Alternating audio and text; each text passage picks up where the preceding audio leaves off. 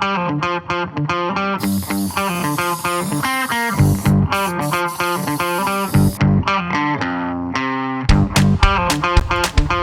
up guys, welcome back to the Streets YouTube channel. Today we're going to rank some of the biggest transfers in the Premier League for the upcoming season. So let's get straight into it. We're going to be using the tier list for this one. What I've done is I've got it from S tier all the way down to C tier. S tier being transfers which I believe will make a massive difference to the team for next season, and then obviously scaling that down all the way to C, the C tier, which will be players which I believe will be like more of a squad player, and not really have that much effect on the team growing as a whole. Doesn't mean they're bad players who will be in C tier, but I just don't think they'll have the desired effects of a say someone like that will be in the A or the S tier. I've tried to include some at least one player from each club. If obviously your team hasn't done that much business, or the players that they've brought in aren't really of the quality, they've brought in a lot of, say, academy based players or whatever, I haven't included them. But I have got a lot of the main transfers that have happened so far. Obviously there will be more to come, but I'm going to do this now, and I'll do an updated one with different players, the ones from now until the end of the transfer window, and we'll do another ranking video when the transfer window closes. Okay, so let's get straight onto it. First off, we have who is that? That is Danjuma. So Danjuma went from Villarreal on loan to Everton. I think he provides a good attacking option for them, much needed. If Calvert-Lewin can stay fit, that'll be a massive help, but obviously he's struggled to do that for the past couple of seasons. So it means that the attack obviously is basically obsolete. They haven't been scoring that many goals, which just mean they're fighting relegation for the past 2 seasons. The players who they got now, Demarai Gray, Dwight McNeil, Neil Maupay, they're not clearly not up to that standard in order for them to break that relegation fight and sit in say mid-table. So I think Danjuma coming in is a big benefit to them. The only one thing I will say, obviously he was on loan at Spurs last season from January, and he did fail to impress in that Spurs team. Whether that's because of the system or whatnot, I don't really know, but we should see a better version of Danjuma there. But what I am going to do is I am going to put him in this C tier, because I just don't think I don't think he's good enough to project Everton to comfortable safety. Next we have Harvey Barnes. Harvey Barnes made the move from Leicester to Newcastle. With Harvey Barnes, if you asked me who I'd want in my team, him or Allan Saint-Maximin, I'd probably choose Allan Saint-Maximin. I think he's a bit more raw, and I think he's a lot more unpredictable. But what Harvey Barnes does give you is dependability, work ethic. He gives us all every game, and I think that's something Eddie Howe will be looking for from Harvey Barnes, which I think is one of the main reasons why they went and signed him from Leicester. So I am going to put him in B tier, just because I think he's going to be more of a squad player. You look at Newcastle's front three, and obviously he plays primarily on the left side, and I don't see him getting in ahead of Isak should Isak play on that left hand side like he did last season. If Eddie Howe wants to play Isak more as number 9 and rotate with him and Callum Wilson, then Harvey Barnes provides that option then to come in that left wing position. Next we have Tahith Chong from Birmingham to Luton. Luton Town obviously need that firepower for the Premier League. They weren't the most potent goal scorers in the Championship. They have a very good defence, or they did for the Championship. Whether that's enough to guide them to safety in the Premier League is to be seen. But I think Tyus Chong provides a decent attacking player for Luton Town, and with obviously with him costing 4 million. Obviously Luton Town haven't got a massive budget for the Premier League. I don't know whether he's going to have that impact to keep them in the Premier League. I think they'll have to make a couple more signings. So I am going to put him in C tier because he's been about a little while now, and it's his major taste of the Premier League. Here we got Nathan Collins, moved from Wolves to Brentford. I think he provides a good alternative at centre back. Obviously, Brentford play 3 at the back, or 5 when they're defending. I think he's a good left-sided option. He's young. He obviously had a decent season at Wolves. Let's put that back. He had a decent season at Wolves, and I think he'll develop further in a settled Brentford squad. So I am going to put him in B tier as well. Moussa Diaby. I think the fee was close to 50 million from Bayer Leverkusen to Aston Villa.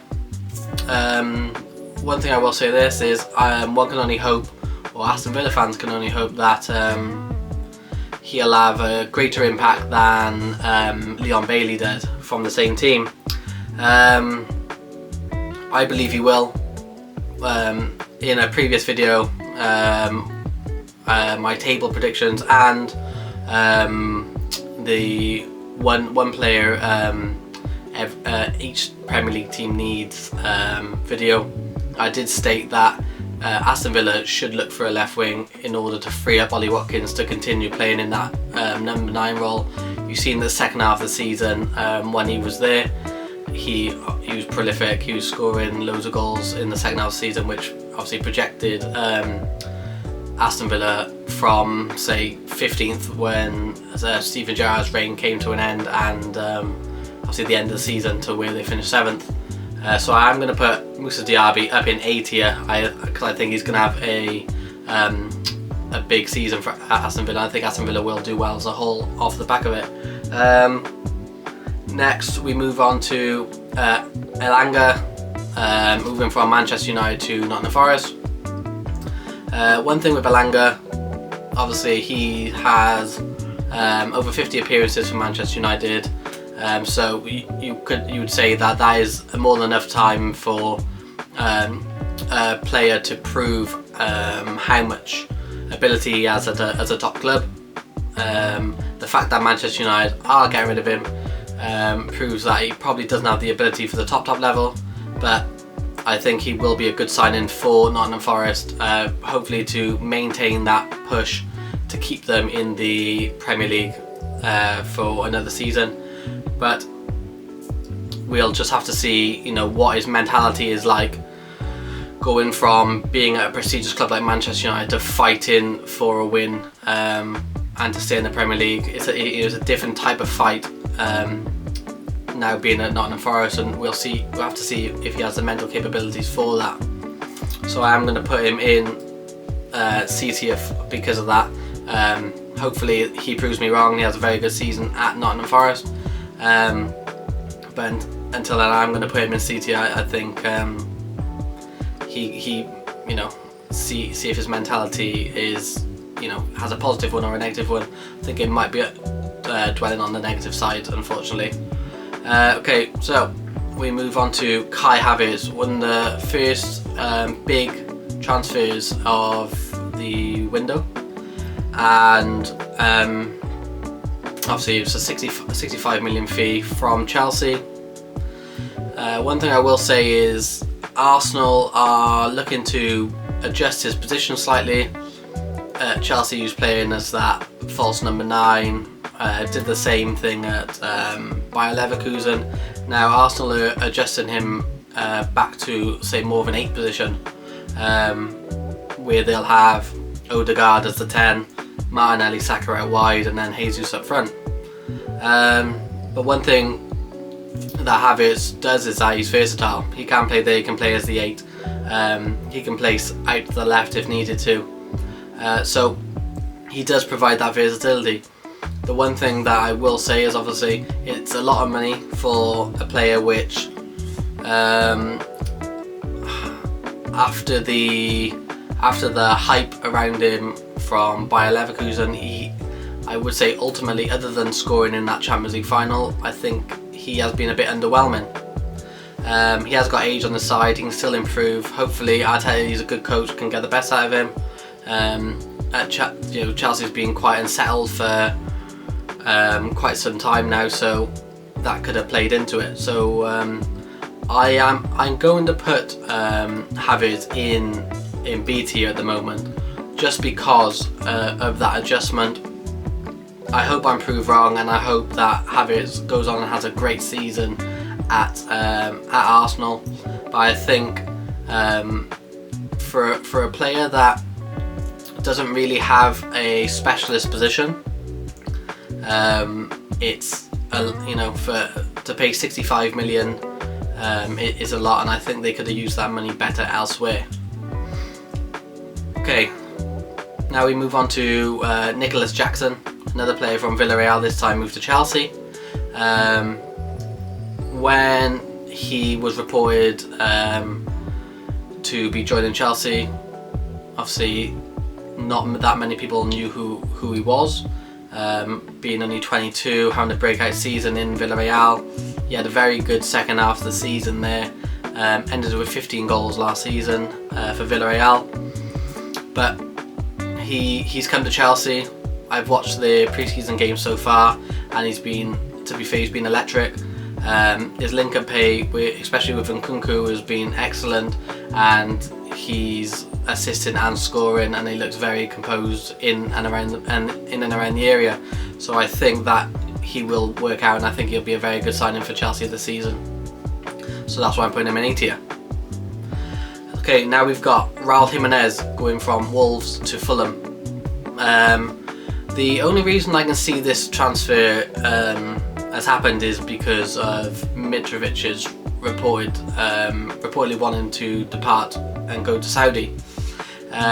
If that's the case, then I don't feel that Raul Jimenez is of the quality anymore to replace Mitrovic in that position. Ever since that head injury, he hasn't been the same player. You can see that by his goal output, since coming back, and the lack of goals Wolves scored while he was out and since he's been back. His goal contribution before he got injured was awesome. He was a very, very good player, top level, and the Wolves relied on him heavily, which is why the goals dried up and they really struggled in the past couple of seasons. So I'm going to put this transfer in C tier, because I just don't think Raul Jimenez now is of the quality to replace Aleksandar Mitrovic, and I think if they fail to upgrade that, I think they could struggle to score goals next season. On to another Arsenal signing, Julian Timber from Ajax to Arsenal. I see Timber more of a squad player. I don't see him dislodging Gabriel or Saliba as a centre-back pairing, at least for this season. And I think the only way he gets minutes is if he shifts out to right back. But then again, he's got competition with Ben White and Tomiyasu, which were again both centre backs which were converted to right backs something which Arteta clearly likes to do. But Ben White obviously had a very good season last season, playing right back. So again, the transfer seems a little strange to me. If it's nearly £40 million for a player who's not going to be guaranteed to start, and is going to be used largely for cover. And I think that again, that money could be used better in a different position, to strengthen the starting 11 as opposed to the whole squad. So I'm going to put that in C tier, because although he has many qualities and which is why Arsenal wanted him, he doesn't possess qualities which Gabriel or Saliba don't have. So I don't think the signing is going to light up the Premier League, should I say. Moving on to Justin Kluivert's move from AS Roma to Bournemouth.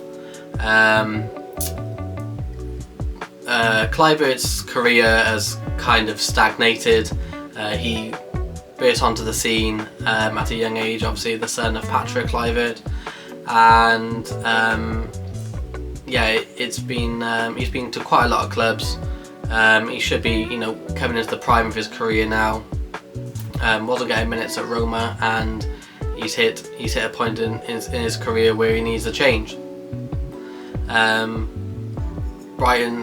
Bournemouth's new coach wants to play fast attacking, counter-attack, pressing football, and hopefully with Kluivert's pace, he can be a great asset for this Bournemouth side, and can hopefully guide them away from relegation this season. But because Kluivert's got basically a proven track record now of having that stagnated career and not really pushing himself, I am again going to put that into C tier. On to Mateo Kovacic. He obviously moved from Chelsea to Man City, and I think that is a good transfer for Man City. They lost Ilkay Gundogan. They could be losing Bernardo Silva. His future's up in the air, and obviously they got Mateo Kovacic in to essentially replace Ilkay Gundogan. Do I think Kovacic is better than Ilkay Gundogan? No, I don't. I think Gundogan was a much more complete midfielder than Kovacic. Yes, Kovacic has his qualities. He's a good goal scorer, and he's a good passer of the ball. But I just think Gundogan is better at all those areas. So if I had a choice between renew Gundogan's contract, trying to persuade him to stay, increase his wages slightly, or sign Mateo Kovacic, I would have chosen Gundogan all day. So that's why I am going to put Kovacic in B tier, because I think that transfer is a bit of a downgrade on the current squad. Next we move on to Alexis McAllister, and obviously Liverpool's midfield was a massive issue last season. They've also let go of up to 5 midfielders so far this window. If Fabinho completes his move to Saudi Arabia, and if Thiago ends up going, that's another player. But I don't think that'll happen. I think he will stay. But they still lost 5 midfielders in one summer, which is obviously a massive rejig of the squad. So far they've brought in McAllister and Szoboszlai. We'll get on to him later. As you can see, he's further down the list. But they brought in McAllister. He had a very good season with Brighton last season, where they finished in 6th place. And I think he will fit into this Liverpool squad very well. He'll play on I'd imagine the left-hand side, where Thiago, would normally play, and he'd provide like a bit of a deeper role than say the right side of the midfielder, where they usually link up with Mo Salah. He'll sit a bit deeper, break up play, move the ball on for the more attacking players. So I think he'll provide that much needed freshness in that squad for Liverpool to hopefully get back to somewhere near their best. So I'm going to put him in A tier, because obviously, again, he only cost 35 million as well. I think it's a bargain for a player who also won the World Cup in the winter and had a great part to play in that. So now we move on to James Maddison. James Maddison signed from Leicester to Spurs. But I think one thing Spurs have been massively lacking is goals from a midfield position. They missed that dynamic attacking midfield player. When they were at their best, they had someone like Victor Wanyama who could drive with the ball, could hit them from 30 yards into the top corner, and they've been missing that part of their team. They've been relying on Harry Kane and Heung-min Son to provide the goals for way too long. Son dropped off for a season, and then all of a sudden they finished in 8th place. So I think Maddison coming in will provide a freshness into the team, but I still think Tottenham are going to struggle this season. But I think the individual introduction of Maddison will be a positive one, so I am going to put him in A tier because of those reasons given. Now on to Mason Mount and his signing to Manchester United from Chelsea, and I think that he provides a great energy for that Manchester United midfield and a great balance. He's your typical number 8, he'll get up and down. The fee for me, £60 million package, it's a little too much, especially for a player in the last year of his contract. I don't like the fee, and I don't think he provides as much as of a goal scoring threat as he should. He was in a Chelsea team that finished 12th last season, and he struggled to break through into the starting 11. So I am going to put him in the B tier, just for those reasons given. I don't think he's a very good player, and hopefully he can show his quality at Manchester United, but because of his previous season, his lack of ability to get back into that starting 11 and the price tag means I'm putting him into B tier. So Christopher Nkunku from RB Leipzig to Chelsea. I think Nkunku has been, it's been known that he's going to Chelsea for quite some time. That deal got announced months ago, so it's good to finally see him in a Chelsea shirt and have a full pre-season with Chelsea as he's doing at the moment. Like I said, I've watched all of Chelsea's pre-season games, and his ability is fantastic. His link-up play, like I said, with Jackson is very, very good, and I think he's going to thrive in this Chelsea team. It looks like he's going to be playing as the main number 9, if not number 9, he's going to be playing off Jackson. And yeah, I think those two together are going to provide Chelsea with a lot of goals and assists. Obviously, he's been doing it for a few years now in the Champions League with RB Leipzig, and they've had very good seasons in the Bundesliga as well. So I am going to put him in S tier because I do think he's going to have a great impact on that team. Now moving on to Onana from Inter Milan to Manchester United. I don't see any downsides in this transfer. I think the fee, 45 million package, is a good deal considering goalkeepers' prices over the past few years. Aretha Balaga, Alisson, Ederson, you know, they're all, obviously Ederson was a bit less, I think he's around 40 million, but the other two mentioned, massive fees for goalkeepers. So I think Onana provides a very, very good ability, both shot stopping and with the ball at his feet. Obviously he played against Real Madrid. He was able to showcase his talents in that game. Yes, he conceded 2 goals, but they were very good goals and he could do nothing about any of them. He's very comfortable on using both feet. Whenever he was spreading the ball out to the left, he'd use his right foot, and then he felt as comfortable spraying the ball out to the right using his left foot. He's very animated in goals, always vocal, and he provides that presence in the goal, which can reassure the defenders in front of him. And like I said, I see no downside. I think this ball playing ability that he has provides a significant improvement on David De Gea. So I'm gonna put him into. Oh, let me realign that again.